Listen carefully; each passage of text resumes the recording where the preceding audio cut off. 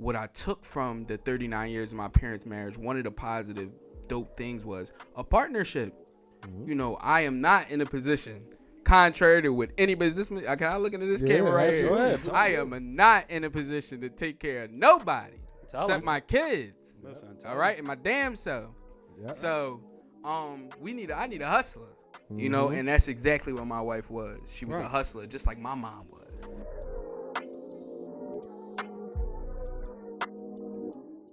What's going on, everybody? Welcome back to another episode of Is There More Podcast. It's your co-host, Farrakhan, a.k.a. Khan. And it's Feek, a.k.a. Lefty. You already know we got a special guest in the building. Yes, sir. We got the county's finest. Yes, sir. Neighborhood hero. Yes, sir. Artist. Yes, sir. Entrepreneur. Business owner. Dive in. Let them know what it is. It's young Coreyy Ockk, Big 6. And we represent Aftercash Records, and we here with y'all today, and we glad to be here, baby. Yeah, we appreciate you for coming on. We appreciate you for coming on. We appreciate y'all. Yes, sir. Yes, sir. Well, first thing, make sure y'all show love to the page. Yes. Subscribe, like, and follow. We're going to be coming off season with a banger. Share too, right? Yeah, yes, absolutely. Yeah, absolutely. Yeah, about the share. Follow the IG page, Is There More Podcast. And that's about it. But we're going to dive in on today's subject. Yes, sir. Open it up. So our first question for you is, do you remember the first verse that you wrote, and do you remember what you was talking about? You know, like with this project that I'm planning on releasing right now, in the summertime is actually coming. I'm not gonna give an exact date, but it's coming in the summer. Okay. This is self-titled Big 6. Right. So Big 6 is a newer name that I kind of came into. Homies calling me it, people around the county calling me it. You know, like basically saying I represent something that they would want to embody. And I feel like how I got to even somebody wanting to give me a name or something to be embodied. I got there by being Coreyy Ockk, like my true self. So I got to thinking about, for the theme of this album, I want you to feel like you're in my body, essentially, watching me grow up, being there, watching me watch, in the basement, watching the Rugrats, because that was the only TV that had cable, or, Right, so it got me to thinking about, like, well, when did I start rapping? And I was just talking to my cousins about one of my first verses I wrote. I was probably like 13 years old. Only reason I wrote it because my brother was rapping. Okay. So him rapping, I wanted to rap, but we was always a competitional-based situation. We both played sports, He was only 5 years older than me. So I always used to be like, I ain't going to ask him nothing. I'm going to learn how to, Yeah, do it on your own. And basically he ended up helping me write my first rhyme, and I was like 13. Yeah, so... It was kind of corny, but you gotta start somewhere. Yeah, exactly. Yeah. It always start from somewhere. That's right. Yeah. So let me ask you, when did you realize that it was like a passion of yours? Like, when did you really start to take it seriously? I met some homies in high school. Shout out to Upper Darby High. Yes, sir. Where some legends came up out of there, or going to come up out of there eventually. You know what I mean? We all still pushing. So I met some homies, and they was into music. And I knew I was into music probably indirectly. I love music. I've always like had a passion for all types of music. And they was rapping. Okay. So Cell, Marcel, you might know Marcel. Yeah, shout out to him. Right, shout out to homie. Shout out to family. He was rapping, and then they told me, like, if you want to rap, you can rap. Right. So we did a Otis freestyle, Jay-Z and Kanye, of course. I remember when that dropped. I remember that dropped.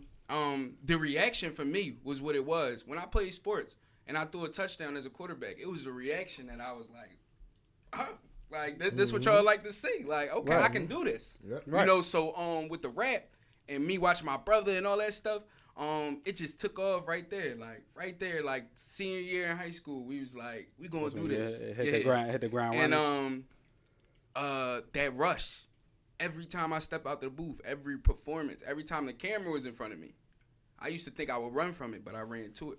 So that was when I knew, like, the rapping I had to do that. It ain't for everybody either. It's definitely not for everybody. Right. It's public speaking, putting yourself out there. People, and essentially putting yourself in a group when you're young like that, as an artist, you kind of caging your wings a little bit, because you trying to do what the team doing instead of you expressing yourself to the fullest extent.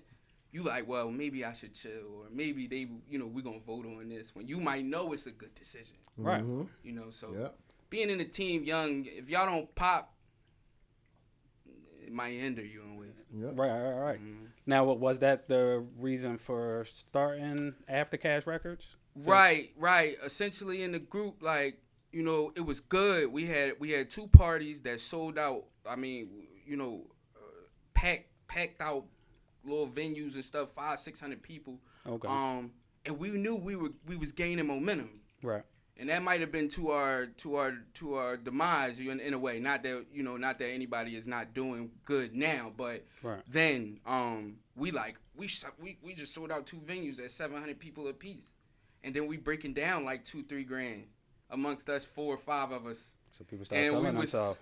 Right. and then in that, I wanted to work harder. I didn't want to date. I wanted to work harder rather than trying to enjoy the minimal success. I thought like we got them, so let's move to a 1,400 person venue. Okay, right. But sometimes again, I'm pushing the team in a direction kind of more so. I don't know if I'm falling into leadership, but I was just saying like we should be doing other things now. Right. And a lot more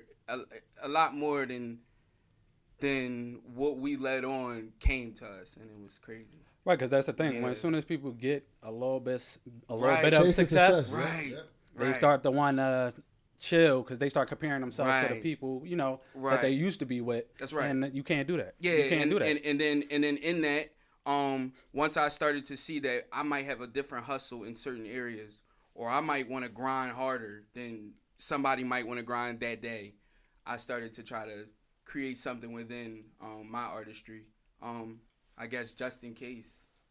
And I think that offended the members in a way. Like, well, you pushing Aftercash hell of a lot. It's like, yeah, well, we're not scheduled to shoot a video until, a month from now. Right. So what am I doing? Am I waiting around for you guys, or am I like hindering myself? Yeah, exactly. Yeah, we definitely get that. But that's crazy how but that's crazy how in those situations when you striving for better, the ones that you trying to build with tend to look at you differently because they want to relish in the moment. Meanwhile, you're trying to see how far can I really take this. That's right. Especially because this is something that a lot of people can't do. Right. Or is afraid to do if they can. And in our particular situation, everybody had a role essentially. We had my man Cedric. He was pretty much getting us booked. He was on social media. He was willing to put that groundwork in and look like the guy. Like, I got my homies who gonna pull up. They gonna shut the show down. We gonna have fun. We gonna bring people out. Right. He was willing to take that role on. Right. And he did that well. And then we had Coreyy, my man Jiggy. He was a producer and our engineer. So he had a role. And then Marcel and I, Family, that's his rap name. Family and I, we were the rappers. So y'all had the team. We had a team, but then you had 2 artists. Right. And what's going to happen with 2 artists? We're going to eventually fall into a competitive thing because we didn't go into this saying that we're going to be a rap group. We went into this saying that we are part of a group and we're rapping. Yeah, right. So for sure. You understand what I'm saying? Yeah. So if he write a verse and it's well, it sounds good, he delivered it good, I'm cheering him on, but I'm edging my sword. Yeah. Like, well, iron sharpen iron. If you gonna come like that, I'm gonna have to, like that too. Right. But it's good. It's better for y'all because it's gonna make y'all better. Right. But competitive spirit is different in men, especially. It's different. Absolutely. So that pride start to kick in. Situations begin to occur. Yeah, for sure. That's true. That's true. That's right. So speaking of that, being in the studio and stuff like that, what's your process of making? You said you're making a new album. What's your process of making songs? Right. Well, are you freestyling, putting it together, a little bit of both, writing? The last project that I dropped was called Drive. That's been my most successful project that I've ever dropped. And what I took from that, beyond just like how I promoted it and all of that stuff, was just the creative process. I have a friend of mine. Her name's Naya. She's very spiritual. And she always tells me to look into my creative process. What is driving you to write any word you wrote? Right. Not just the hottest bar in there, but if you wanted to say the or what or how, how you saying it, why, what's your creative process? So I focused heavy on that, and it helped me in like one main way. Really, it was just keeping the theme of an album the right way. You might have a hot track, but it just don't fit. I realized that I think a lot of people doesn't fit in that puzzle you're trying to put together. Right. I think a lot of people, it's hard for them to keep concept. So a lot of people do, like you said, got bars. A lot of people have. We call them 32s. Yeah, we call them 32s. Like, no, for sure. In the studio, we always say, "Oh, he got a hot 32 for you," but can you put together a record that's going satisfy multiple people? Yeah. Absolutely. Multiple have some parties, type of right? Multiple genres, exactly. So with this creative process in particular for this album, it's just been truth. Truth. I've been saying it in my head, and I'll say it to y'all for the first time. I haven't told my team yet, but really, what I'm writing for this album is truth versus love. Okay. I like that. Or in a sense, like reality versus love. Like basically saying like, will you for love, will you ignore the truth? That's the theme of the album. Right. For love, will you ignore the truth? Will you ignore the truth for love? Love is blind. I'll give you an example, but it's all different types of love. In this particular love, I'll describe, say family love. Say you grew up, how you grew up with your parents, say your mom. On your way to church, say, if you went to church, you might have got smacked, yelled at, cussed at, ass beat, whole nine. Listen. But when you get out that car, she gonna tell you better straighten up. Yep. Right? Right. And because you love her, you ain't gonna walk in that church and not dry snitch, but be emotional. Right. Let it be known, like, I just went through some traumatic shit, low key. Yeah, something just happened. You going straighten up because you love her, and you know, like, I don't want my mom to look crazy. Yeah. So that's where the project is. It's the constant comparison of like, I know you love me, but is this right? Is this right way to do it? Was that the right way to do it? Right. So it feels disloyal creating the project essentially, but it's truth, and someone is going through it out there. Somebody. That's a good ass example. That's first off. Yeah. Thank you. I dove deep for this project because of like I said, that Big Six title. I don't want people to associate Big Six with the surface level. It mean that much to me. Right. I want you to associate it with more of like who I actually am. The kid you met in high school. You know. Go back to your roots. Correct. And then bring that to the surface. Understand them, study them, and then write about them. Right. Self-reflect. Yeah, like I said, make sure you grew as a person. Right. Ultimately, it's about growth. Right. And as an artist, I'm just trying to document that. You know, I'm just trying to put it out there in a vivid way. I want you to understand and feel this music. That's what I want. So let me ask you, artists, because I know I'm pretty sure you listen to a lot of music. Yes, I do. A fan of a lot of artists. Mm-hmm. If you had to name three, who would be the top three artists that you would say kind of influence your rap style or you looked up to? You know what I mean? Wow. Yeah. I've been asked this question before, so I'm kind of prepared for it. Okay. You know, I'm prepared for the backlash in the comments too. If y'all want to, I'm prepared for that as well. But basically, when I think of those type of questions, I think of the artists that raised me, the artists that you grew with. You know, like the ones that you listened to when you was 10, 11 years old. Like, I'm feeling this. Right. You know. So the number one artist in my eyes will always be is Kanye West. He raised me. He gave me more than I knew until I got older. Right. And I was like, okay, that's why I did that. You know, I'm about to have a son, and I'm going to see him go through stages where I can tell he wants to be doing something, but he trying to do what's cool. He trying to do like what everybody else on. Yeah. And when he come to that path, I'ma just tell him like, no, son, go with the gut. Like, go with the other sneaker. Don't go with that one that you think you're supposed to get. Go with the other joint. I got you. Or we can get both. You dig? So Kanye is an artist that raised me. He just gave me so much.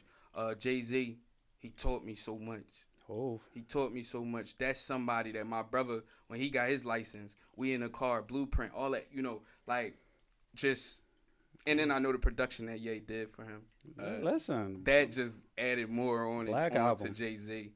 Because somewhere, somehow, even though Jay-Z move around the universe, sometimes in a cutthroat way to me, he blessed Ye. He took him, he brought him with him. He gave him the stage, he gave him the platform, and he paid him. Gave him a good amount of money. Absolutely. Made him into what? That's right. Yeah, a billionaire, right? That's right. Like, you wouldn't be at $1 billion if he ain't, know. Right. So him, and then the third one, like I said, most people in the comments gonna get on me. But Wiz Khalifa, he raised me. He raised me, bro. That high school to college, telling me like, bro, you can smoke your bud, You ain't out here doing nothing crazy. Yeah. Right. Be inspired, be you, and live free. Like, I just love that about him. Like, I will go to his concerts just to catch that vibe. So Cushion Orange Juice, all the way to Taylor Alderdice. A couple of his albums, he's been doing some different stuff lately, but he raised me up. So those three. Yeah, Wes been on his grind. I think he just did something in Saudi Arabia, like yesterday, like a festival he headlined it. It's crazy. So and those three artists that you named, totally different, but it's not even that though. It's about the fact that the longevity they got in the game. That's right. Their business side of it. And we talking about Kanye, Jay-Z, like that's right. You talking about two of the biggest. That's right. Well, that's the most important part of it. That's right. Yeah. No. I was saying like the business side, and then like you said with Wiz, I think Wiz kind of.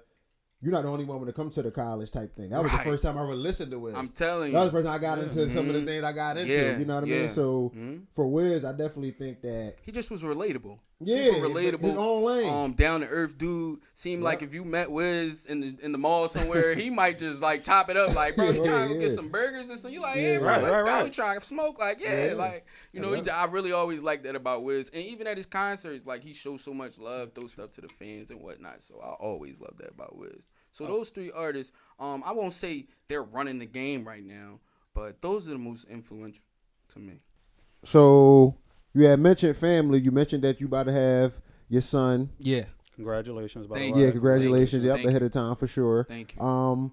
So what have you learned from fatherhood so far?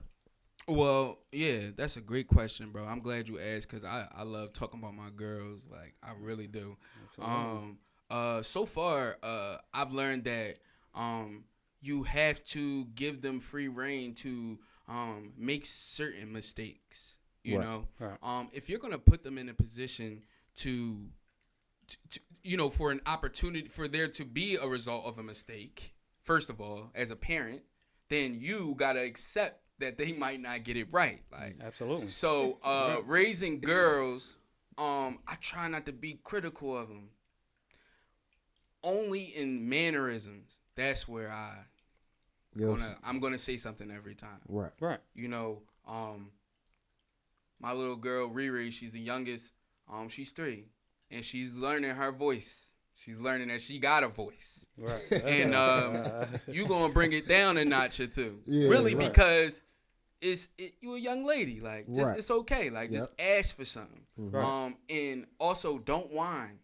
Because you're not weak. There's nothing wrong with you. Right. You understand what I'm saying? Like, I those is 2 things that I don't care who around, my mom, her grandmother, whoever it is. Like, I'm going to say that to my daughter. Like, do not whine. Like, if something's wrong with you, then you whine, But if it's a question or something you would like to have, you can ask me. Right. Even at 3, you're going to ask me. You're not going to say, I want. Like, no, we're not going to do that. Dad, you think I can get that toy? The answer could be yes, it could be no. 9 times out of 10, it's yes. You know what I mean? I know. Listen, I know. And there I am being a dad. Yeah, so right. Is she receptive to that? Yeah. One thing I learned growing up, you can be whipped into shape, however, one way or the other. Yeah, there's different ways to do it. Yeah, one way or the other. I popped my daughter in her hands a few times. I'm not afraid to say that. But I'm not physical with her at all. I'm more or less, we're going to have a conversation. Yep. You know, absolutely. We're going to have a conversation, and you're going to know when your dad is serious. You're going to know. Yep. But 9 times out of 10, I'm coming with good energy. I just want you to fix your situation right now. Yep. Absolutely. And the kids nowadays, that's the crazy thing. The kids nowadays, they smart as hell. Right. So the oldest, she good. Yeah. Callie, she's good. She got my system now, and that's my stepdaughter. So you know, we had to grow to that point, but we've made it there now. So everything is kind of like a little machine with them right now. Right now. Now we know. Hold on. We know. Yes. You got two girls. We know that. Yeah. But we all know every man wanted his legacy. So how you feeling about that? Man, what's the excitement like? I'm telling y'all, I had to be Mike in Utah, whatever. Where was he at? Utah, 98 game 98. I had to do it because my wife, you know, she's 20. She's gonna be 30 soon. I ain't gonna put her age out there, but she'll be 30 soon. And she just kept reminding me in ways like, babe, you know, I want to move forward before I'm 30. Like, I don't want to be 30 and going into it for some reason that number. So I'm like, all right, you know. So she told me that she was comfortable with this being. We were comfortable with this being our last try to get a boy. You know. Right. So one thing led to another, and quick story. We were supposed to open it on New Year's Eve because she went to the doctor like a day before New Year's Eve. Okay. She get the envelope. She come upstairs. I got the little studio upstairs. She come upstairs straight to the rib, like, open the envelope. I'm like, this is not what we discussed. Yeah. I said it from the rib. Exactly. I said, this is not what we discussed. Right. And I had some homies over, but she's pressing me. She letting it be known, like, I know what we discussed, but she kind of, you know, getting smart. Right. And I'm like, okay, we're not going to have this be a thing. I said, all right, we'll open it. I opened it, it was a boy. She just bust out crying. It was cool. But I told her, I said, New Year's Eve, it would have been even more lit. Like, right, especially, especially in that situation. You know what I mean? So, yeah. But, you know, expecting that boy, I was betting. I had to go 1 for 1. I had to hit a home run. And I did. It happened, exactly. Yep. Yes, sir. Well, that's the thing. I think it's important, especially for us in our culture, to promote Black fatherhood. I do too. Because we have been absent in our community. Yes. And obviously you've seen the negative effects that it has had on our culture, on our kids. That's right. So the fact that some of our leaders. Yep. Absolutely. Mm-hmm. But that's the thing. There's a lot going on in this world. I mean, obviously over the last year during the pandemic. Wow. Us, you know. Getting jabbed. You know, it has been a lot going on, but, you know, the one thing I'm going to do for Black fathers is just be an example, you know, like my dad was, you know, and try to use the social platforms to kind of show it a little bit, you know. A lot of people say, like, this is motivational purposes. This is why I'm flexing, or this is why I'm counting up this money, or this is why I'm buying this car. You know, to show you can do it, you know. Right. And I'm not really on that scale just yet, you know. So I want to take the opportunity to show people my fatherhood skills, you know, you know, and try to inspire the next person to at least be like, well, damn, man, where you just took your daughters to? Send me that location, bro. I want to take my kid there. I ain't saying you got to be me. You know, if you could take some tips from what I do as a father, a young Black father, and apply them to your life. And if other people did it and I seeing them, I would be inspired by them. You know, it kind of is like a chain, like a constant chain rolling. So, yeah, I just try to do that, you know. And if you ask me a question, I'll answer it, you know, as best as I can. I think I'm glad you said that because I think it's very important for a lot of us to. I don't have any kids yet. Yeah. Now, but I think for Black men embracing it. That's right. It's like you said, like taking them here, there. A lot of dudes, they kind of do take care of their kids, but they kind of still in the background. Yes. Because it's not the cool thing to do. They come in with the tats on their faces. They can't be soft. It's true. They can't be, you know, just be comfortable with themselves of being a father. Right. So a lot of people actually do what they need to do. Yeah. They just kind of staying in the background. Yeah. So I'm glad that somebody like you, even Feet, y'all can embrace fatherhood Excellent because father. it is Feet important for us to see that. Right. Excellent. Thank you. But that's the key. It's not all about the financial support. Hello. Yeah. It's the emotional support that kids need to know that they physically have their father. Because, you know, right. you behave better. I grew up a single mother. Grew up being taken care of by a single mother. Right.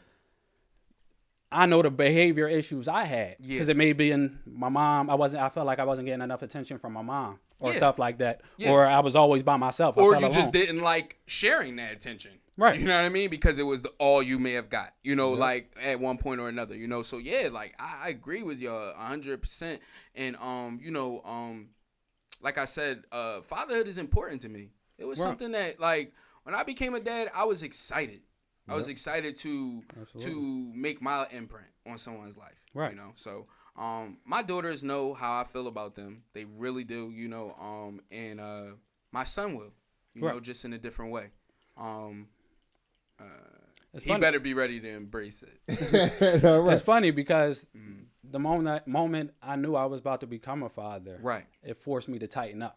Hello. Because I remember that was around the time, shortly after, a few years after we graduated high school. Right. All I was thinking about was chilling. Yeah. Sitting on my ass. I'm done school. I ain't got no responsibility. Can't nobody tell me to get up. But Darby made you feel like that. Right. Yeah, for sure. It really did. Like, they kind of worked you a little bit through them few years. And you like, yeah, like, after I'm done here, y'all, I'm going to see y'all around one day. Listen, bro. I did not want no more structure. I think we was the last of that dying breed of that being a good like a real good school. It felt like I felt like I learned a lot at Upper Darby, like those few years I was there. So. Exactly, but like I said, that moment I became a father, I'm like, all right, it's game time. Yeah, I can no longer play around, work just a regular job. I remember I was even working at the movie theater at that point in time. Not making no money, but I was cool with it. But I'm like, nah, I'm not going to be out here struggling. Exactly. My daughter is going to need certain things, so let me make sure I put myself in a position to provide for her. Right. I went from literally having one job to 3 jobs. Yep. But I knew that was the responsibility. That's right. But ultimately, just for me as a person, I knew I had to tighten up and really start grinding and expect more out of myself. Right. Yeah. And I just had a conversation with my nephew. He's a young father as well. Shout out to my baby nephew Kenzo. He has a son. And before he had his son, he was asking me, like, he was seeing how I was getting used to having my daughter. Right. I had, obviously my stepdaughter was there, but I didn't raise. It wasn't biological. I didn't have that experience from start to finish. Right. So with my daughter, he was seeing the different things. Me and my wife, fiance at the time, we was going at it different days. It was new for me. Yeah. But he seen the experience that I had with Riri and how I was just moving with her and growing with her. And he like, bro, how is it natural? And I told him, like, literally, if you want to be a good father, something's going to just click. It's instinctual. Right. It's not going to be nothing you just, like, can read about. It's just going to be an instinct that you be like, whoa, my kid needs me. Or, whoa, my kid's shoes is too small. Or, whoa, like, she needs to have an experience. We're going to go to the park today. We're going to, you're just going to know. Wow. So once I told him that, I think it worked for him. He's doing well, very well. They in Atlantic City right now, just chilling. Shout out to them. So, and he 22, 23 years old. So, well, it's instinctual for sure. Right. It is definitely a learning experience. Yes. Now, let me ask you, because you grew up in a household with both parents, right? Both parents, yes. Right. So what would you say growing up in that household with both parents, what type of effect that had on you versus, you probably had, we all got, a few people that didn't have that luxury. Yes. So what would you say would be the differences? Well, a lot of my family members, my cousins and stuff, love them to death. They like my brothers. They grew up without their father, and just their moms and stuff, and who are my aunts who are like soldiers. They soldiers for real. Like I tell people all the time, I was raised by real women. Like my dad was there, I'm going to get into that, but like outside of my immediate family, there were women in my family. My Aunt Karen, my grandma, they're tattooed on me. They walk with me every day. Like they are the women that molded me, harder than some men probably could, to be honest with you. Right. So I noticed different, obviously, like you said earlier, behavior issues. I seen my cousins and them get away with quite a few things that I know my pop would have seen coming like 2 miles away. would have let me know he seen it coming and might have let it happen and then just got me afterwards. Told you, stupid. Like, so you know, I've seen differences in them. And with me growing up with two parents, you know, I'm gonna say it like this, you know, just for the album's sake and the theme and us keeping truthful facts, you know, I seen both sides of the coin. You know, my parents have been married for 39 long years. Yeah. Shout out to them. Thank you. Shout out to y'all, mom and dad. Love y'all. Shout out to y'all. You know, 39 long years, and I've seen them at their happiest, and I've seen them at their worst. Right. You know, over that time. So, in more ways than one, what I take from it, after I've been married now, got married last September, Congrats. is I want to make it to 40 years, but just not quite like that. Right. Mm-hmm. You understand? Yeah. Right. And the way they raised me is to learn from mistakes of others. Don't run from it. You know, again, with this album, I'm sorry, I just keep, it's all I can think about currently. Right. But, you know, with this album, I'm talking about the trials and tribulations others went through, so I didn't have to go through them. Right. I didn't have to go through them because I was able to watch and learn, like, whoa, that's what can happen. Right. You get to know, see. So I went to marriage counseling. You know, I listened to what this woman had to say to us, and you know, worked out a few issues and understood what we was exactly getting into and how we can keep it as happy, or really not happy, but as at peace as possible. Last thing on this, like, I'm no longer chasing happiness because it comes and it goes to me. Yep. Damn right. I was happy as hell earlier. Then I tripped and fell, and I was not so happy. Right. You know what I mean? Right. It's simple as that sometimes, and I just want peace. You know, and I've kind of felt what peace feel. I kind of felt like when I was in my bubble. So now I know what I'm chasing. Whenever it ain't right, I can just feel like, okay, this is not the tranquility area. You know, the tranquil area I want to be in. I need to like move forward. You know, so yeah.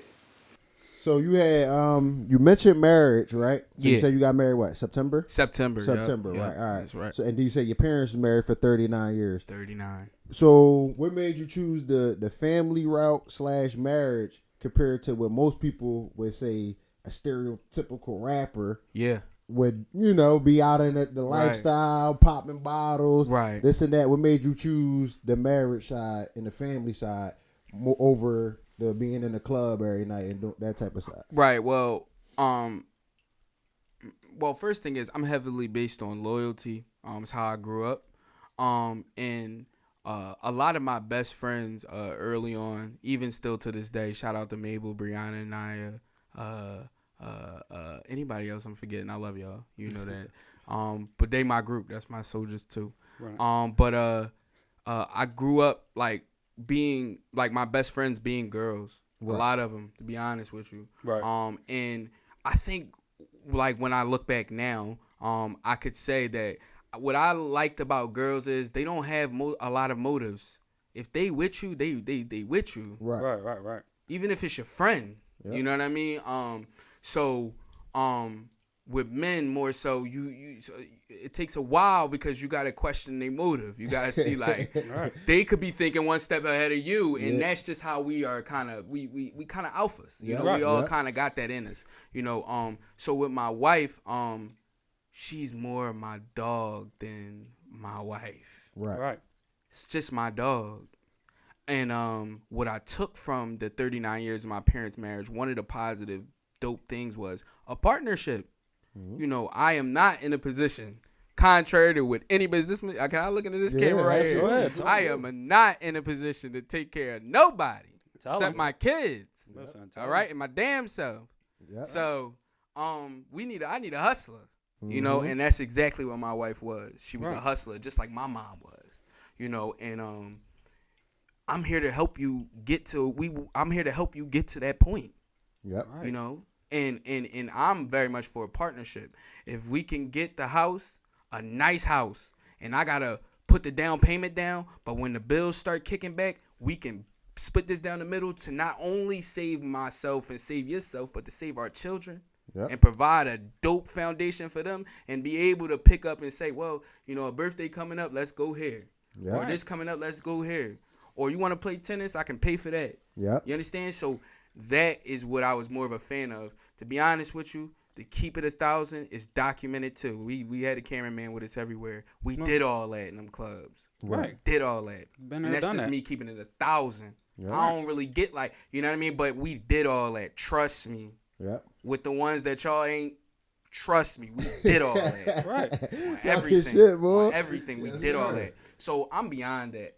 Yeah, that's just where I am. I'm just past that point, and I want the loyalty and the partnership over just a bunch of women. I just can't do that. Yeah, and I'm glad you... It's unorganized for what I got going on. Right. Facts, for sure. I'm glad you mentioned doing it together. Like, people... Unfortunately, you know what I mean? The big debate is 50-50. Yeah, I be seeing them. Yeah, chicks think. Seeing them. Yeah, bro. Like, if chicks think if I'm already paying my bills and you come in, I can do better. Whatever. But you don't get nowhere like that. Right. And on top of that, though, it's more. You're not worried about your kids. I'm glad you put, like I said, the kids come first. Hello. The kids come. So what? I'm gonna be up? They struggling. You struggling? They struggling. We all looking at it. But I got a pocket full. No, that's not. What's the point? You know what I mean? That's not the system. Like, you know, it has to be hustle. It has to be grind early on because this is what we made for. Yep. You know, I got married young.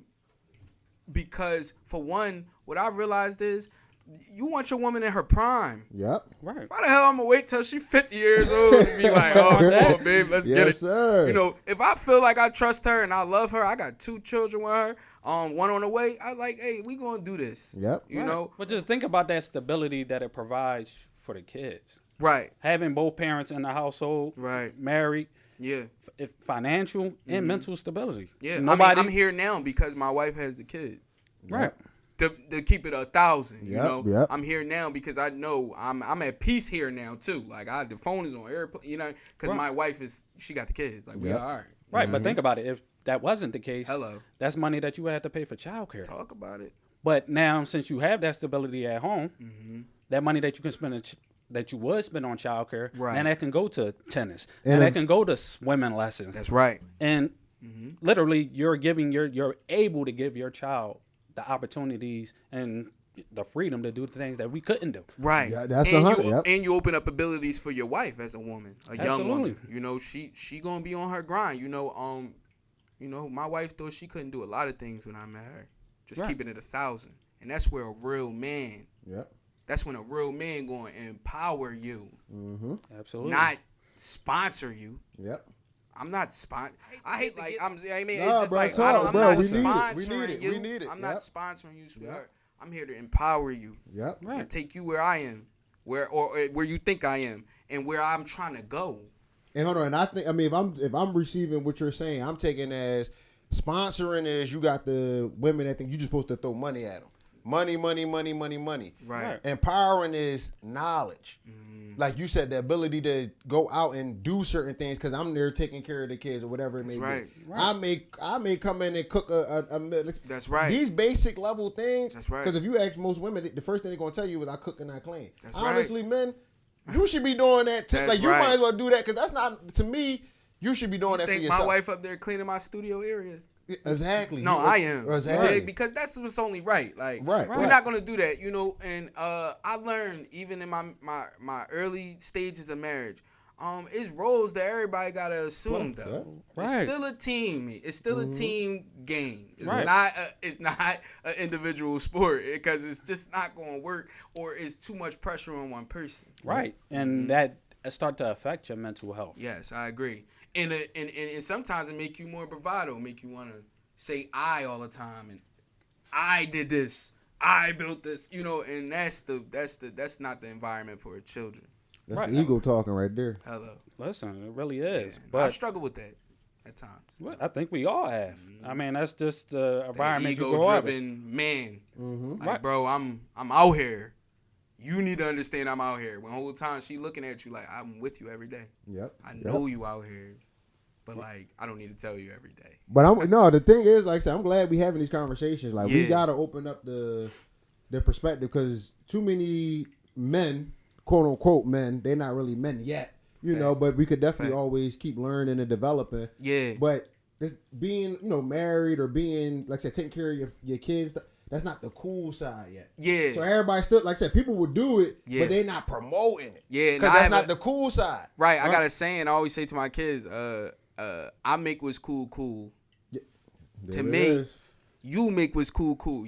It sounds crazy, but I tell my daughter, you make what's cool. You know, Callie, my oldest, she's very much into the arts in addition to tennis now. It's her new hobby. But the arts, you know, if they having pajama day at school, all the kids might be too cool to do pajamas. But Callie's going to go there in her pajamas. Right. And I respect that so much. Right. So I always tell her, you make what's cool, Callie. Cool. Yep. You cool. Well, that's the thing. You got to let kids be kids. See, Facts. For us, growing up, even for myself, growing up being basically the man out of the house at a young age because my father wasn't there. That's right. It forced me to grow up. Yep. I remember I was even watching... I had to look after my little sister. Hello. So I couldn't really sit back and be a kid. That's right. But now, flipping it over, becoming a father, at first, my first reaction, my first instinct was to treat him how my mom, you know, the position my mom put me in. Learn behavior, right. Right. But then I had to unlearn that and really think about it like, no, let my son be a kid. So when you talk about pajama day. Right. That's what kids want to do. So let the kids be kids. Right, right. And on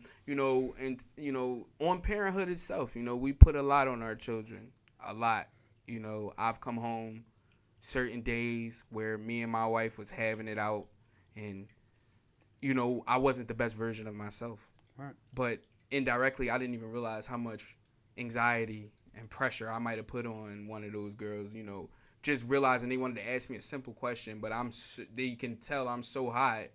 Right. It's like, okay, like I'll go over here. Yep. Never want them to do that, because then that's when they keep stuff away from you.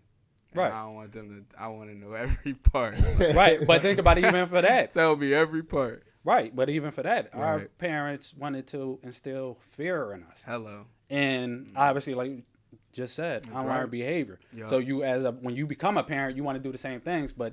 No, because you know what that leads to. Right. Kids keeping stuff from you, being afraid to tell you if something's happening. Right. And I got girls right now. Right. I got a girl and a son. Lord have mercy. Tell me. Yep. Tell me anything. Yep. Tell me anything, because I'm going to be that real with you. Like, it's a dangerous I'm world going to be that real with you because I've been there. Yeah, for sure. Yeah.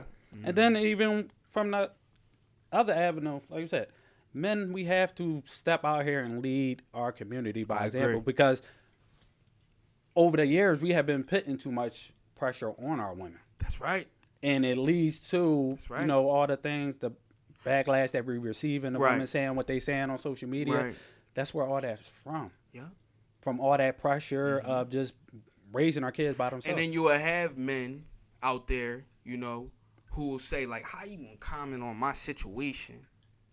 And it's like, bro, do you know your situation was my aunt's? Right. I watched her go through hell every day trying to raise 2 boys, 1 girl. Right. Every day. Yep. Right. I watched her tell my cousin shit over and over and over again. Getting reactions that she might want, but most times it's some other shit. Yep. Right. Now she going into a whole different, as a woman. Yep. And then having to cook, clean up. Still work. Yep. Be funny. Mm-hmm. Be Martin on his show, essentially. 7-8 different characters. Yep. Right. That's hard to do, especially for women. Yep. With their emotions running through them, not just because they women. Yeah, no, love right. the women, no, for mind sure. you, after working an 8-hour shift. Hello. So, I'm not in the best mood today, son. But I love you. But I'm not. Right. Your jokes aren't funny right now. Yeah. It's tough. Right. It's tough. Yeah, definitely. I mean, like I said, we really got to step up and lead our community and push that message. I agree. And just create balance in our community between our men and our women. I agree. But actually, we wanted to touch on something. Back in 2012, 2013, I read that you had stomach surgery. That's right. Was it? Yes, that's right.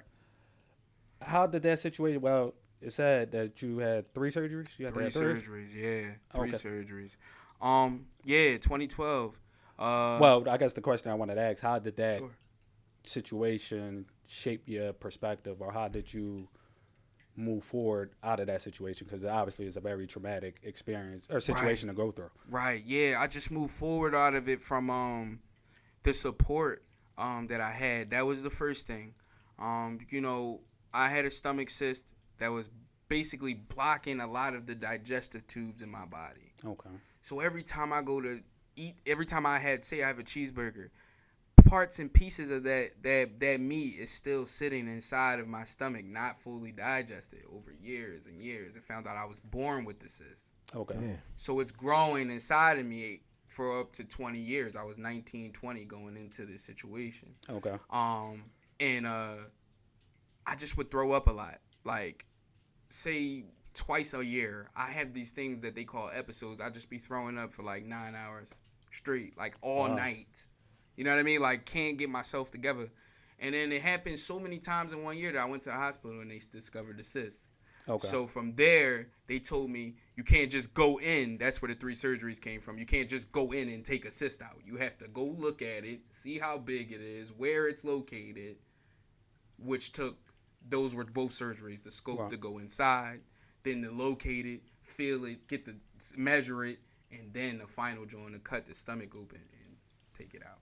And the whole time, you just sitting through that process. Whole time, man. I was in college. Trying to finish college because at that time I'm in the rap group, and I'm thinking like, yo, man, I just need to hurry up, get this degree so I can go rap, so I can go be a superstar or whatever it was I thought I was gonna do. Remember I mentioned we sold out the parties, so the first party was gonna be my very first performance. I had put in all that work. We was popping a little bit. It was gonna be my first show. I had my fit picked out, and then I ended up going in the hospital. So shout out to the homies. They called me on speakerphone from the hospital after my first surgery. And like the whole party just heard me talking, and they let me get off some stuff, and I just was like, yo, I love y'all, So that was dope. That's big. Yeah, that was big. That was real big. Just seeing everybody like, we love you, the whole party quiet, and I'm just talking, saying like, I wish I could be there, all that stuff. So yeah, then they do the surgeries, then they had to do the main one, which was to remove the cyst.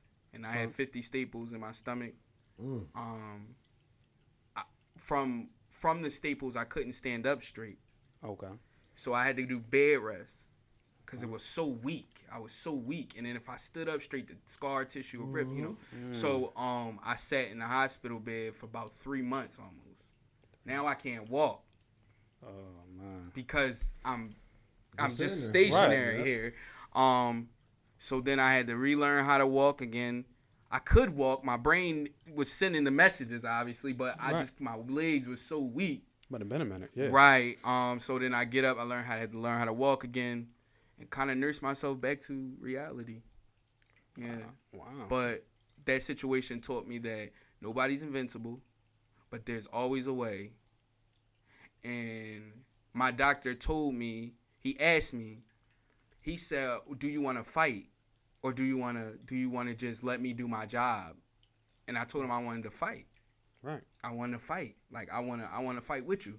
Right. Because think about where that situation would put you mentally. Right. Because they keep telling me things that my mom is telling them to tell me.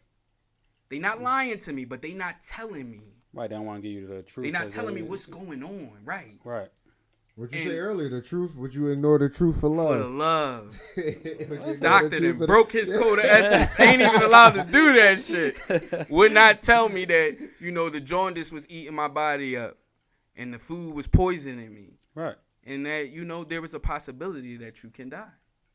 Once he told me that was when I said, I want to fight. Like, I'm fighting. We're going to fight. Mm-hmm. So let me ask you, before you went in, were you doing things that you would kind of look back and, I shouldn't have been doing that? Like, did that whole situation force you to mature and really take a different path, especially maybe when it came to the music? Yeah. Or was that? Yeah, that situation taught me my work ethic because high school was pretty good.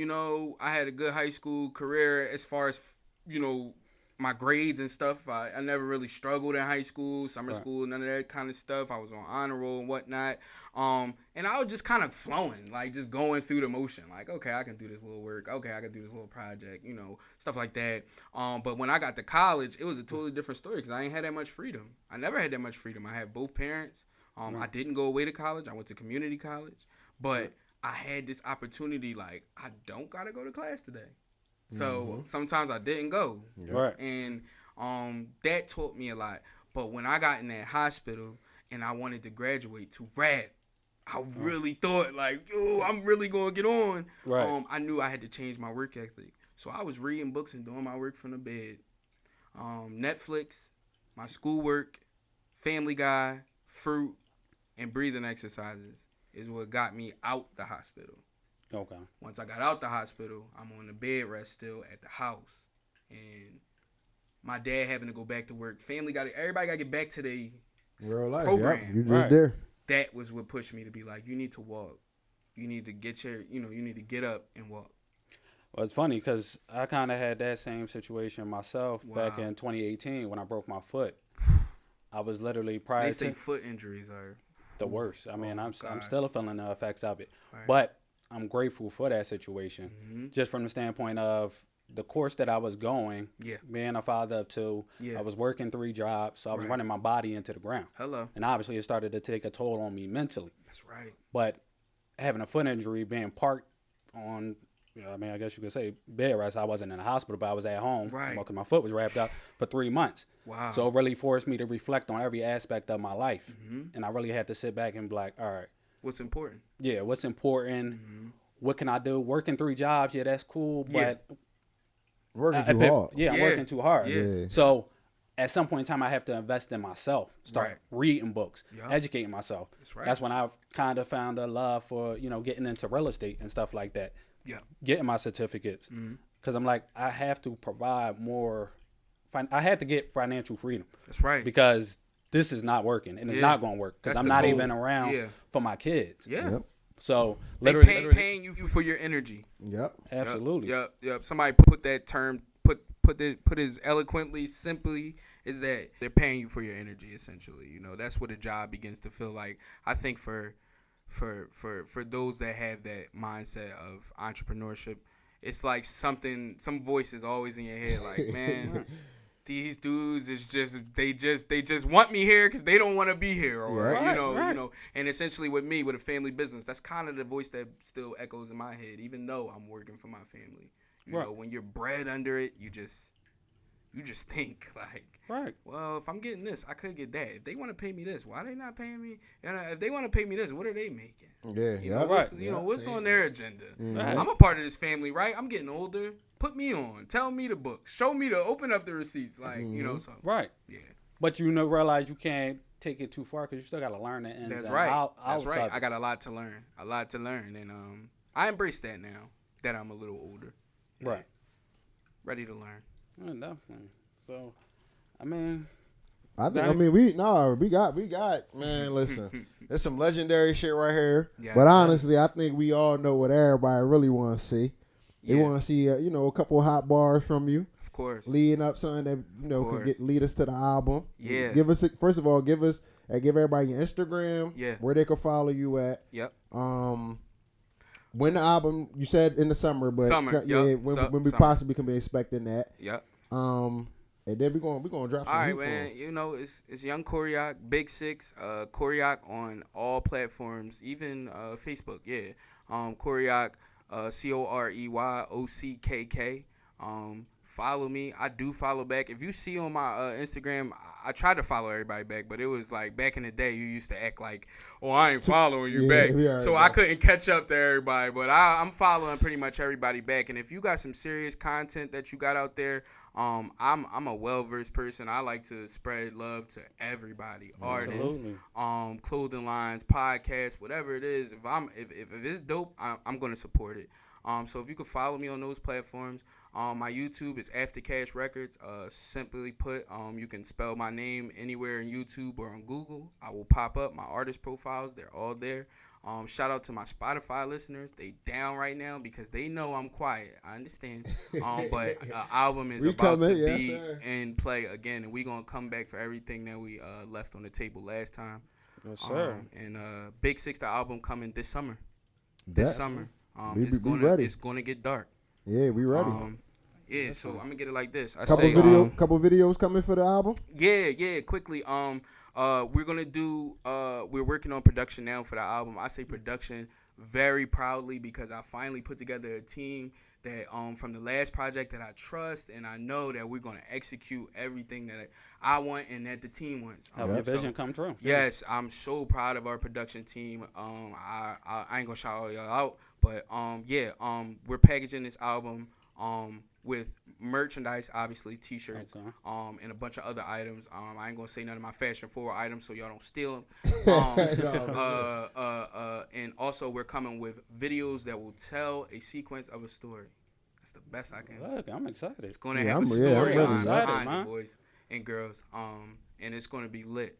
So this summer for sure. Yes, sir. Wow. Give them what they've been waiting for. Yes, sir. Well, I mean, like I said, this was a great episode. Yes, it was. Thank you for coming on, bro. No problem. Thank really y'all, appreciate man. Truly, you showing man. love. Thank you. Yeah. Make sure y'all like, share, subscribe, comment, and show love. Make sure you follow him. Make sure you follow me and Feek. You already know what it is. But we're gonna leave on top. It's like we're gonna let Big Six do what he do. It's like this. Sir. I say,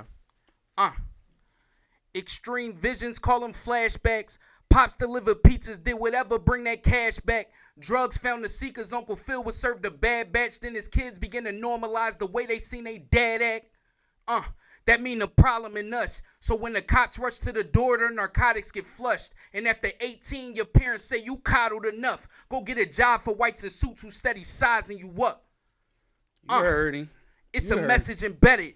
Why work a 9 to 5 or try to learn about credit when you could post up in the hood, living life on the edges until them shots ring and you die, now they turned you a legend. Look, fuck the lies, mainly tally the truth, cause trees only grow tall when they sprout from the root. Out in Vegas living life 100 miles in a coupe, in a drop looking at the stars like I don't value the roof. I'm honeymooning on a Sunday. And Louis, they put shit aside, it's strictly off the runway. Made them overnight delays, had them P.O. boxing Monday. When I'm spending money, they do exactly as them funds say. Just do a little digging, look inside yourself. Focus on your craft, make your moves until you find the wealth. Invest into them kids until they shine. Look how Donda felt. A lot of youngers with the same cars her son Khan was dope. Yes, Big sir. Oh, my God. Yes, sir. And we out, man. Oh, Drop my the God. mic, man. Listen. Drop the mic. Y'all already You say the album coming out this summer? This summer? We tuned in, man. We tuned in. Y'all already know. We did that shit acapella, man. Listen, exclusively here on ITM. You already know. Gang, ATR, man. Gang. Thank y'all, man. One more thing. Like I said, anytime you think you've done enough, always ask yourself, is there more? Yes, we sir. out. Yes, sir.